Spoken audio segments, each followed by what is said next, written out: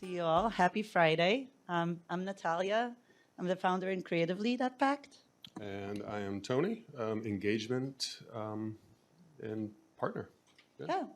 And we are here to talk to you about vision. We are here to talk about how we use it in our work and working with different partners and clients that we have been had a pleasure to work with. Also, how we can all use vision in.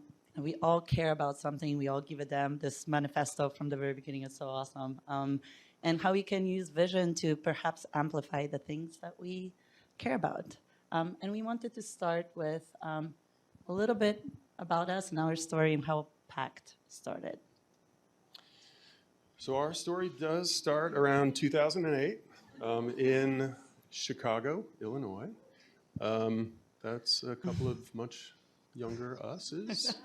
As you can see, we are partners in life first and have really only been working together for about the past 4 years. But coming up in design in Chicago was pretty awesome in so many ways, especially as a younger designer. A lot of different experiences, a lot of advertising there. We got experience with nonprofits, lots of freelance work, made a lot of great connections, and just a lot of friends. But there were some things too, of course, that we started to notice. That maybe could have been better. Is this thing? Is it our mics? Are we too close? Maybe. All right. But there are also things that we started to notice that we didn't love. There were a lot of really late nights, all-nighters, but just sort of like equity issues in some ways. And just you didn't have a lot of choice in what you worked what you worked on. So we started to think about change after gaining a bunch of different experiences. Yeah, and what we loved, we were still we got so much. Is this all right? Can you hear me? Okay, cool. Okay, awesome. So branding, design, innovation have this is 11 years of life. So, but throughout all of this, we were like, oh man, this is actually really fun, and we feel like we can make an impact, and it's a joy for us to work on, but also we can really see the outcome. So we needed a change, and we just wanted to see what else is out there. And with all of these things in mind, San Francisco seemed like a great place to go. We also wanted perhaps a change of climate and more nature in our lives. So this also was not a bad idea. And we kind of carried this idea of doing more branding innovation with us. And we did that. And it was awesome. We consulted with different studios, worked as freelancers. A lot of this was really, really great. We still were seeing, we wish we were seeing more equality and diversity in a lot of the aspects of the life and the work that we were kind of seeing and doing. I mean, the fact that 2% of VC funding goes to women-founded companies is absurd and crazy to think about. And all kinds of diversity of thought. I mean, there's just so much more room for intentionality and variety. And also, I think, the other thing that we've been noticing is a lot of people want to make the world a better place. And a lot of people have really great intentions, but there's also other factors at play. And when you talk about exits and blending and pushing things in the world just of San Francisco and innovation, things maybe don't particularly jive and work towards each other when it comes to intentionality and making an impact.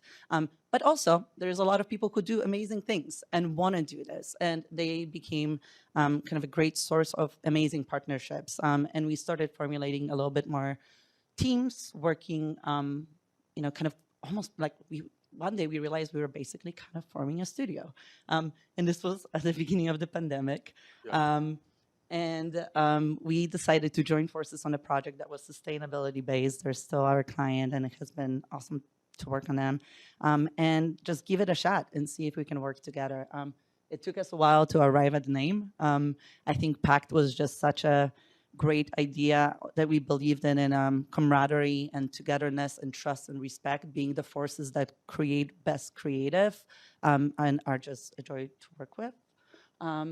And yeah, all of these things we try to carry with us to make our core factors of what we believe in, which really kind of became our vision of what we want to do and see in the world and how we want to have packed act in the world.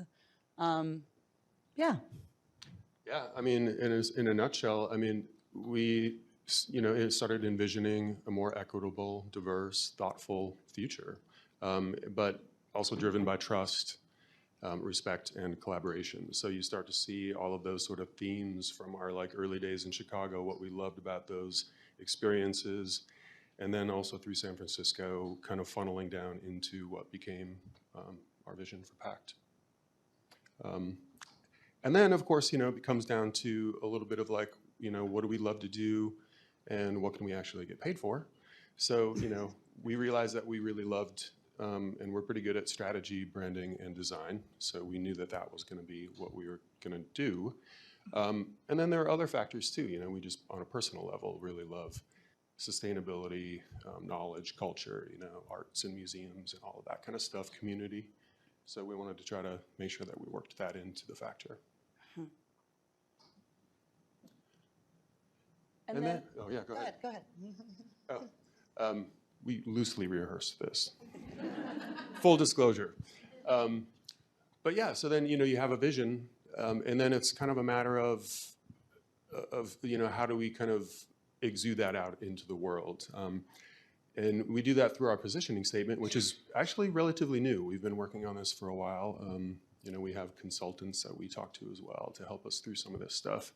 But where we landed is that, we are a creative practice, absolutely hell-bent on building brands that push sustainability, knowledge, and culture forward. So again, you start seeing those repetition of words and themes, but just kind of twisted and presented in a way that is kind of more client-facing, more world-facing. And then there's a second part to that, which is more about what we do, which is, literally joining forces with free-thinking founders. And I think the founders part is really kind of key for us because we see that as where we can make the most impact and the most change and have the most influence over what those brands then go out and do in the world. And then we, partner with them to dig deep, challenge convention, liberate ideas, and ultimately they want us to help them create differentiation, get recognition, and create impact. And when they create impact, that kind of works towards our mission and our vision. Yeah, I think that's what's pretty unique about running a branding studio is that we amplify other people's vision. That's our job. And when these two align with ours, like our belief system, I think that's just so much, it all makes sense and it all jives. And it is a pact of joining forces of different people with different skill sets that can help push a vision forward and amplify it in the world. And real quick on that, so this is a little bit about our process and how vision acts in the process. And it all starts with a vision. Sometimes it's a little bit more defined and nailed down by our client from the very beginning. Sometimes it needs a little bit digging.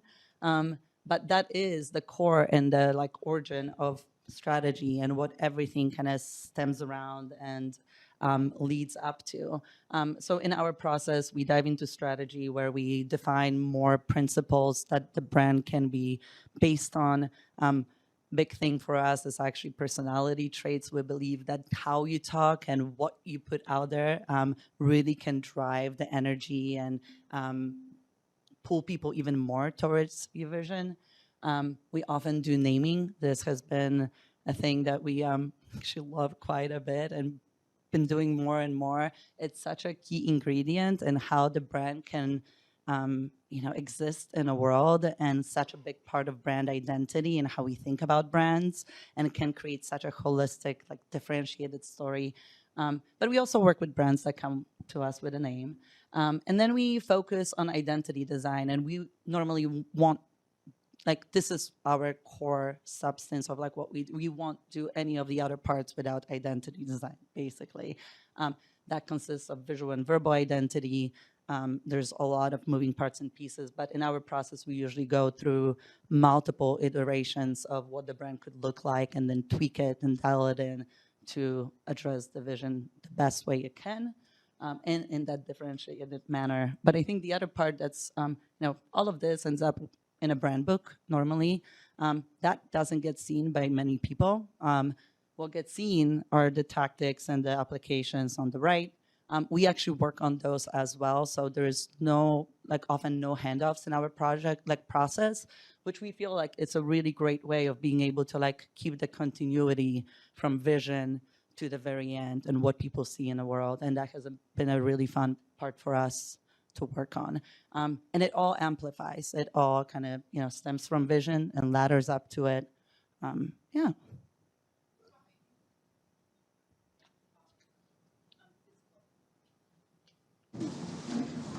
Yeah, occasionally there may be physical spaces that are involved, and just concepts of how to physically represent those brands. Yeah.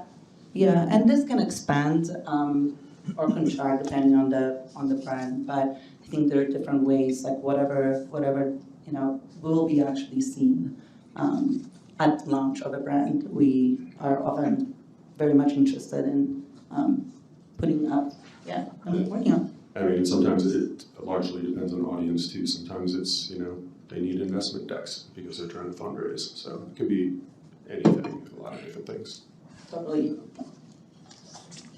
All right, so we wanted to quickly take you through some of the visionaries we've teamed up with. And we've been doing it for 3.5 years, 4 years, teamed up with 30 plus, 40-ish brands, people. Yeah.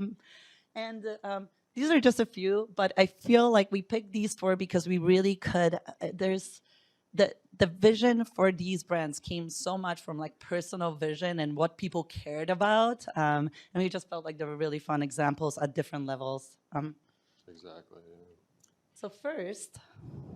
Yeah, so our first example is Danny, who is a complete badass yogi here in San Francisco. Some of you may know him or know of him. But he had been working with a strategist, this was during the pandemic of all times, to create a vision for what he wanted to do. And he really wanted to open up a yoga studio in the middle of the pandemic. He felt like everyone needed a place to be, a place to belong. It also happened to be the first, according to him, the first LGBTQ plus Latino owned yoga studio in the city or in the Mission. And that's the other thing, he wanted to open this right in the heart of the Mission, which is amazing. So yeah, I mean, a place where people could belong and come home to who they really are. And he really meant that both physically in the space and I think spiritually. So we created a brand around, really very much around him. He kind of, he's full of tattoos. He's kind of comes from he's kind of a punk rock dude. And just an absolute sweet guy. So, we created this brand that reflected him, but also, had a little bit of his sort of vision and tonality, but also was, inviting and represented the community and sort of the location of where we all exist. Yeah. Oh, all right. Yeah, and it's been awesome. We've been working with home yoga for the last 3 years and kind of helping out with different activations as the company grows. And a big joy in our lives. Terry wanted to create a company that will be coaching mid-career women in the tech space to help reshape their careers. And this was a really, really fun project. She is awesome and a total badass. But then when we started working with her on strategy, we realized that it's not her vision. Her vision is to put up a big middle finger to ageism and sexism. And it pushed it so much higher and higher level in what she wanted to do and accomplish. Now, the way she's doing it right now is through coaching mid-career women. But I think because her vision is so much higher than that, people can rally behind something much bigger than that. And she also has wings to grow. This is her quote, which was so just such an uplift for us and so amazing.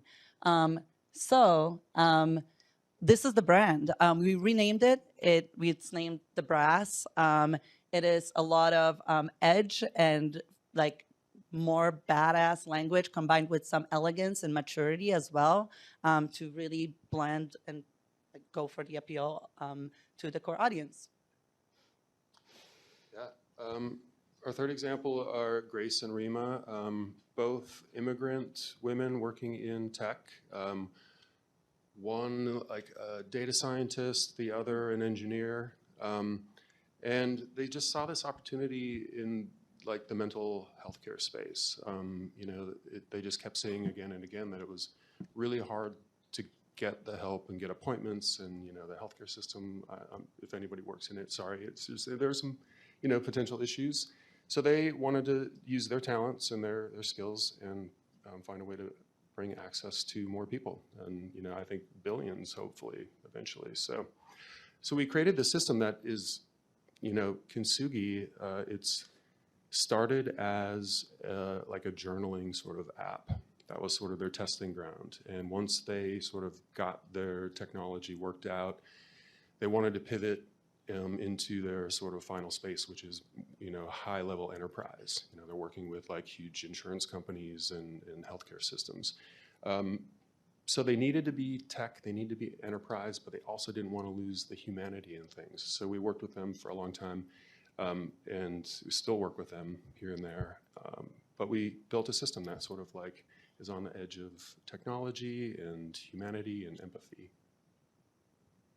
And last, and I think, so quickly back to Kintsugi, I think the cool example there was two people joining forces around the same vision too, and reinforcing their talents and finding a way at it that was so not a typical way. And another example of it is Tara Rose and Amanda, and this is a brand new project for us, but three women with a very different background. Tara was actually a Broadway producer.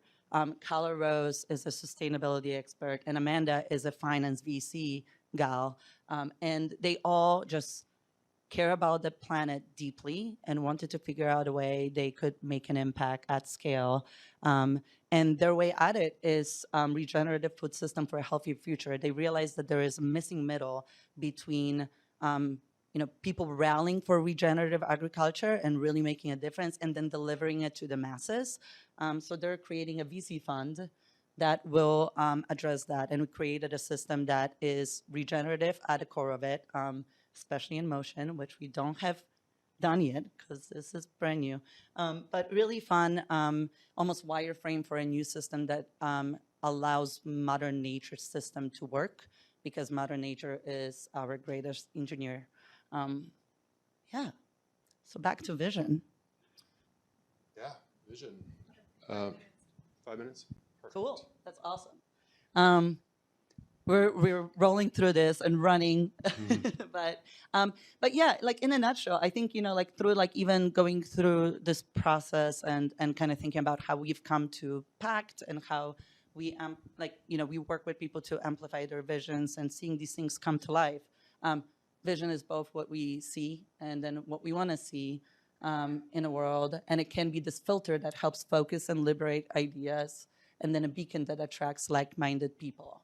I think the interesting part about the liberating ideas too is when you have a filter and you can filter the noise out of the world, and have that like focus, that becomes sort of this like really cool catalyst for like ideas that you may not have ever thought about before. So just being able to sort of almost clear your mind, which. Mm-hmm. Yeah, and I think like, I don't know about y'all, but like I feel like to me creativity comes the easiest when I have some constraints around it too, because otherwise there's just so many things you could do. And if you can focus and kind of like create your own brief almost in a way, or like principles, it just makes you almost dive deeper and can find bigger, cooler, more new solutions. And like in what we see, there's a lot of stuff that is like we've been jokingly calling them vision villains, like the stuff that's like in a way, and like and that's so normal, and not only they're distractions, but just obligations, societal construct, constraints, like what we need to do, what we want to do. And it's sometimes really, really hard to focus. But I think if we like look a little bit and just like try to pinpoint these things that matter to us, and we filter them through the vision, perhaps there can be more of it in the world. So I asked you all what you wish to see more of in the world. And we kind of thought about, as we were thinking about all of this, we were kind of thinking about the idea of ikigai, which is a Japanese concept of finding the purpose in your life or thinking about it. I don't know how many, are you all familiar with this? Awesome. So I feel like, it's like quick rundown, what you love, what the world needs, what you can be paid for, and what you're good at are kind of 4 aspects of life. And then there are overlaps: passion, mission, vocation, profession. This is all super interesting. I'm going to assume a lot of the things that you wrote about, like what you wish you saw more in the world would be in like what you love, what the world needs kind of spectrums. That's, it's often what happens. But there's this one thing about this that just seems so interesting to us. It's like, I think PACT has been trying to like overlap a lot of these circles as much as it can. And throughout our journey, we've been doing this.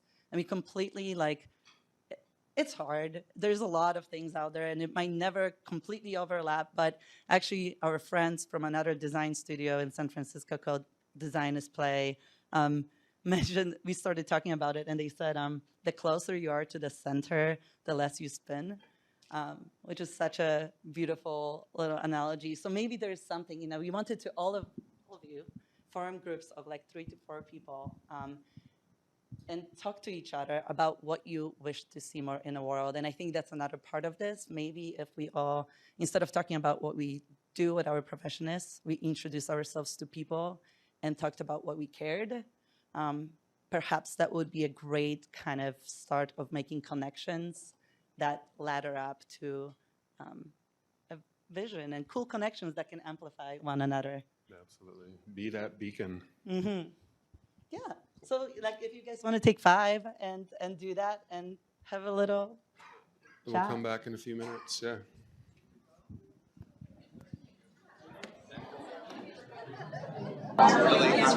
Bringing a better one violent. Hope everyone met and spoke to someone in the room here today that either shared your interest and your passion or maybe can connect you to someone who does, because I think that's where, once we start talking about what we want to see more of, what we care about, I think that, again, that beacon, that just attracts other people. But you have to speak it, you have to say it, you have to talk about it. You don't have to live or die by it, but any way you can possibly work that into your life or your career or whatever it is you want to do, all the better. And it's going to make everyone else better too. So that's my... Anyway, does anyone...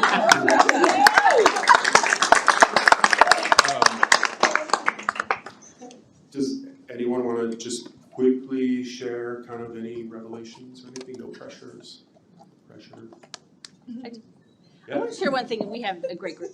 But I also want to say that, no one's going to say, I want people to, not have a toilet to use. No one's going to really say, but I think what a lot of people want is there's a concern of survivor and fear, and I don't want to be uncomfortable. It's really the underlying thing. And so I think part of a conversation is hearing what their fears are so that, I want a beautiful world, but they also don't want to lose what they have. There's not enough to share, or something. But I think it's important to recognize that it's not all flowers and everything's going to be great. There's a lot of fear, a lot of sadness, a lot of struggle out there. Mm-hmm. And it's uncomfortable for those who don't have it to listen and say, I wonder what their world, what they want. Not what I want for them, but what do they want? And I think it's hidden in a lot of floral optimism. That's an insanely good point. And there's a whole other side of So this much. That doesn't mean- conversation that is like about mission, which is a different thing entirely. Obviously super related, but how you go about achieving that vision, and actually to that point, vision sometimes isn't something that you ever really achieve. But it's that guide. So we don't have to set a vision and understand how to get there. We just need to make decisions in life that align to it, and we're going to vary outside. We're going to have to do things that don't align sometimes. That's okay. But if you just kind of can keep it in mind and try to get back to it get back to that center as often as you can, I think that's the key. Yeah. I was going to say, I know for our group, we did have an amazing group. I was really surprised at how interconnected our things we wanted to see in the world were. And I just thought that went to show that a lot of times with vision, we're scared to tear other people and bring other people into this. But like the three of us all want something different, but we can serve one another in that because they're so interconnected. So I was really surprised by that. Love that. Yeah, and I think we're better together. Like, I think that's and once you link up and find these unexpected connections, it's so amazing. Cool. Anyone else? Or we've got a few minutes left. I know we have to have a hard For Q&A. Q&A. Anyone questions? Q&A?